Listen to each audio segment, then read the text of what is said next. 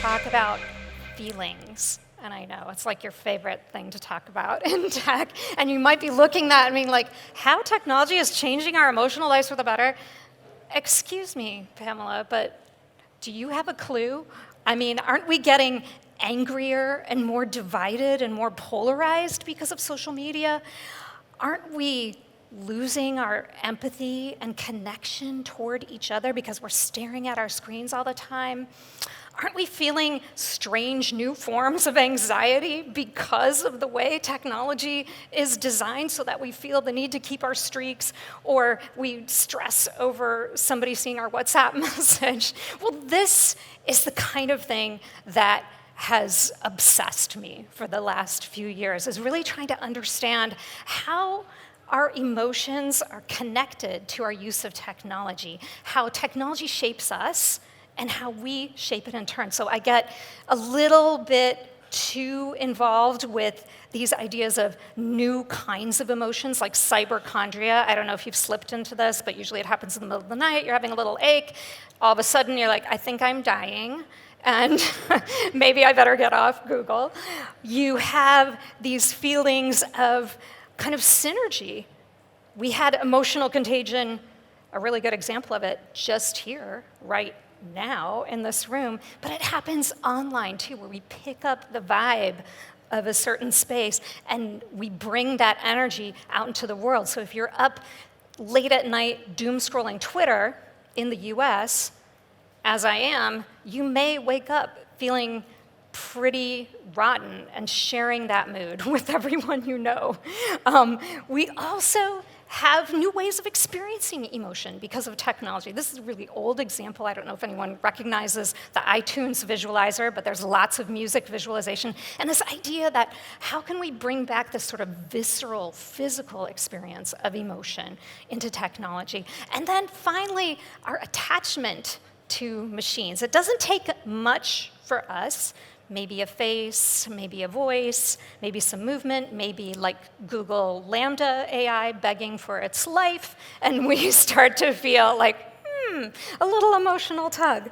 So basically what I've been doing is talking for the past 3 years to neuroscientists, to psychologists, to historians and futurists, to entrepreneurs and industry executives, and trying to understand, like, where is this going? How is our emotional life changing, and is it really as negative as we think it is? And what I came up with are 6 different patterns of the way our emotion is evolving. And so if we look at the history of our emotional life, things change over time, right? In the 19th century, for instance, that feeling of loneliness and longing we had a more stoic attitude toward it. Whereas today, we might appoint a minister of loneliness to help us deal with it. And so that's what I'm looking at, is how they evolve over time. Today, we're just going to talk about 3 of those patterns. The first one is amplify, and how technology amplifies our emotions. So maybe this is a relatable story, but every day, pretty much, I'm on, like, Teams or Zoom, and that fateful moment at the end of the call where everyone turns on their camera for a minute, and I can't help myself. I'm, bye! And I'm overemphasizing my smile and waving while I'm trying to maintain eye contact with the camera and simultaneously find the end meeting button. And then as the meeting ends, my smile kind of drifts off my face, and there I am at my desk, and it's totally weird. But this feeling that we have to amp up our emotions is something that's been going on for a long time. We've tried adding emoticons and kaimojis and emojis and GIFs and memes as a way to get those emotions across. Now, social psychologists will call this social presence theory. We want to make people feel like there's a real presence on the other side of the screen. And so we do this in certain patterns. So these patterns are called display rules, And it varies from culture to culture. So you may, in the US, be smiling a lot, and maybe it doesn't mean anything, but maybe it does. Whereas in Japan, you might be smiling a little bit less. Those are cultural display rules. Internet, being its own cultural thing, has its own display rules, and most of them are about amplification. The first one is overplay your emotions, overact it, use reaction GIFs, use your best big smile on Zoom. The second one, don't be literal. Now, this is all emotion, right? We're feeling blue, we're blowing off steam, we're fiery with anger and rage.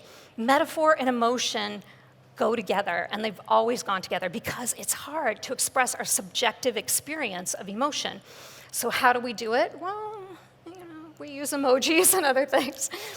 Third rule, repeat yourself. So I don't know about you all. I'm kind of a 3 exclamation point sort of gal in my emails. I know, that's pretty annoying. Or if you're on Twitch, you have to repeat your emote. Otherwise, it just disappears into the chat, into the ether.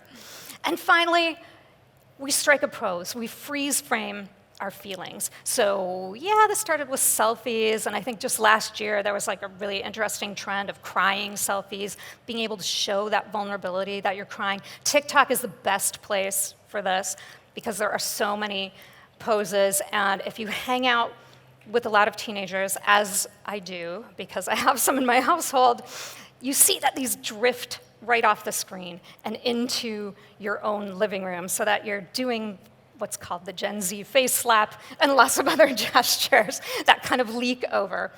But our platforms do this too.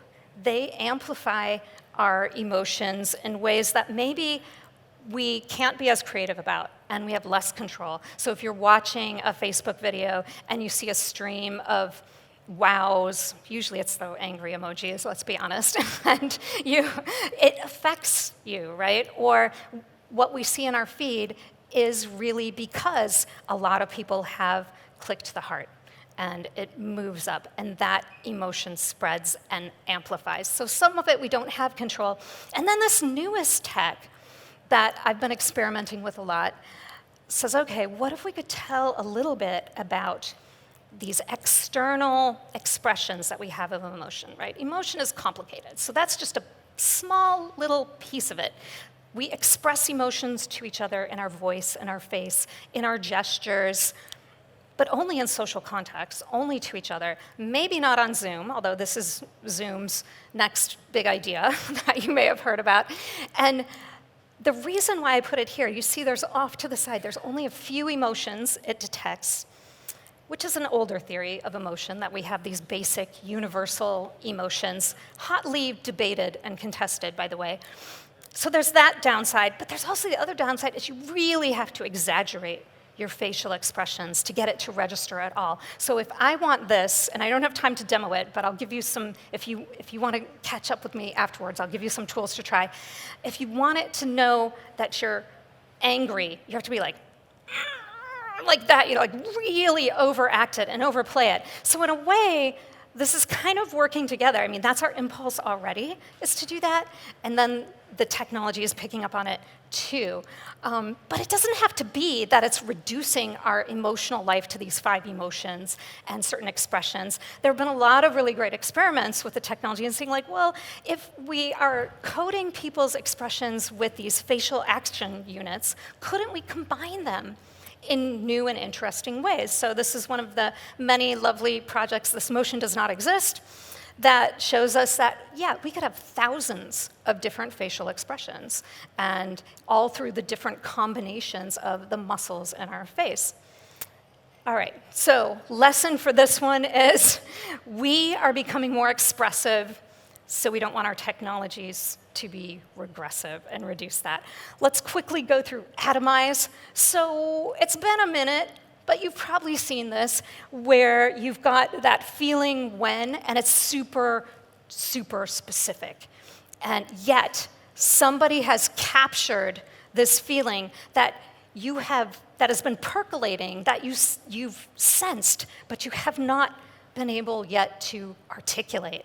And of course, we come up with new words. This one, I guess, is probably a favorite these days, crypto schadenfreude, feeling joy at another's Bitcoin losses. Probably you don't do that, that's terrible. Or we create new emotions like FOMO out of bits and pieces of other emotions. So there's tons of research on like, what exactly is FOMO and how many different emotions does it tap into? Well, we can be really specific about that. We're getting more granular in our emotional expression.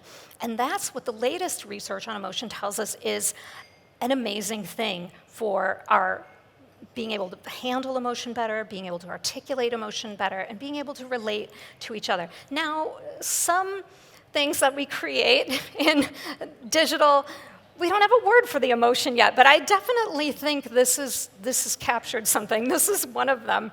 And there are certainly experiments with the technology, like Google Arts and Culture. This is based on Alan Cohen's work at UC Berkeley, where he identified 27 different emotions and then connected them, in this case with great artworks, but also with music. So there may be some way that we can get even more granular, make even more associations, because that's what artificial intelligence is really great at, is identifying these different patterns. Now, it can also be something as simple as a halo. I can't show you, mine right at the moment.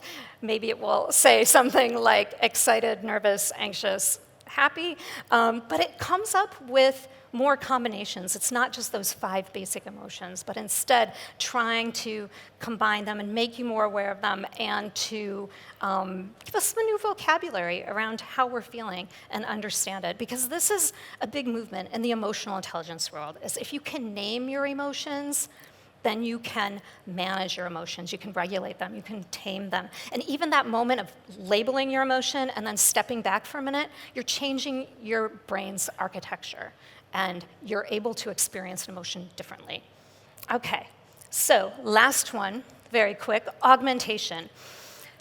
In 1884, William James wondered if you could even have emotion without the physiological experience, without your heart racing, or the butterflies in your stomach. Ooh, another metaphor. And this has kind of been a movement on TikTok lately. Feel your feelings is a sort of thing that you can follow. But we've done this in a lot of different ways. We've created online spaces, especially during COVID, that can help us sort of catch a vibe, right? Like a coffee shop vibe here.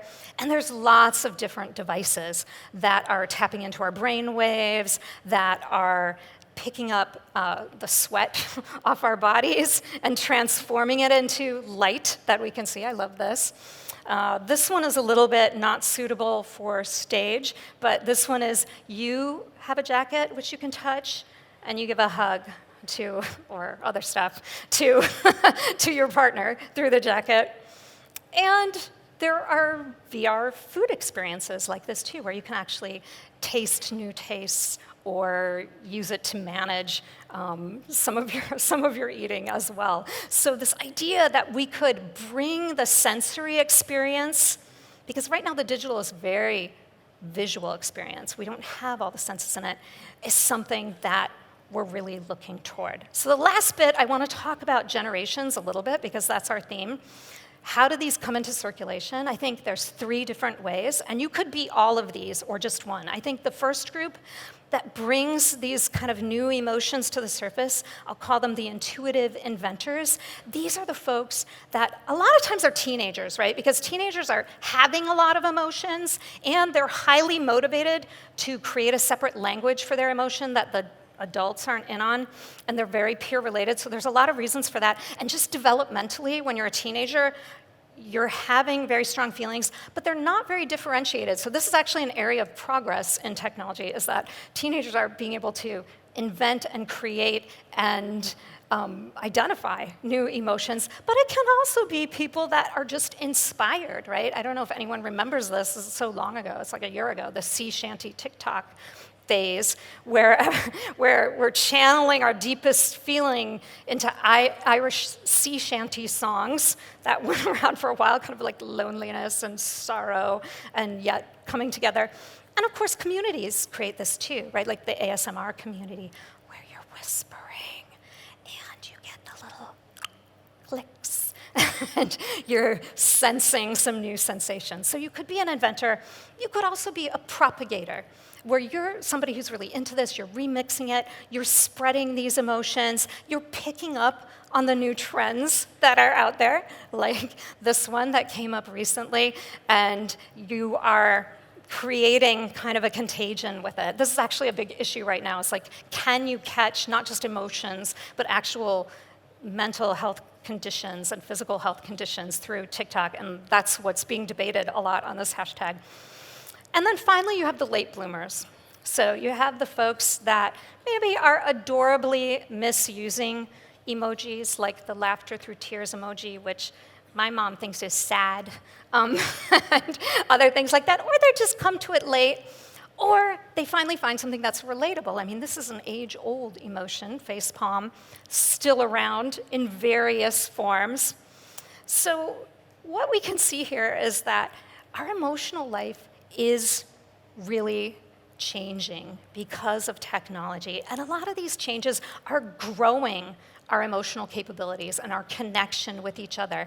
And this is in tandem with what's happening in the research world right now, as we're getting new theories, new knowledge about emotion from all different fronts, from history, from neuroscience, from psychology, that says, you know what, emotion is complicated, it's cultural, it's contextual, it's subjective, personal experience, but we're continually trying to evolve and struggle and understand this. So we're entering a new emotional era, a lot of people think, and maybe a new, more expressive era. And some of that is a little awkward, a little bit cringe, a little bit difficult, but I think there's a lot to see that's positive in it. So I hope that going forward as digital creators, you make use of technology in this way, and don't forget about the emotional piece of our work. If you want to follow up and learn more about this, I do write a newsletter every Friday, kind of collecting up what's going on. You'd be surprised. There's a lot. And with that, thank you very much. Nice. Time in the lab. Yeah. Time in the lab, yeah. Yeah. It felt good.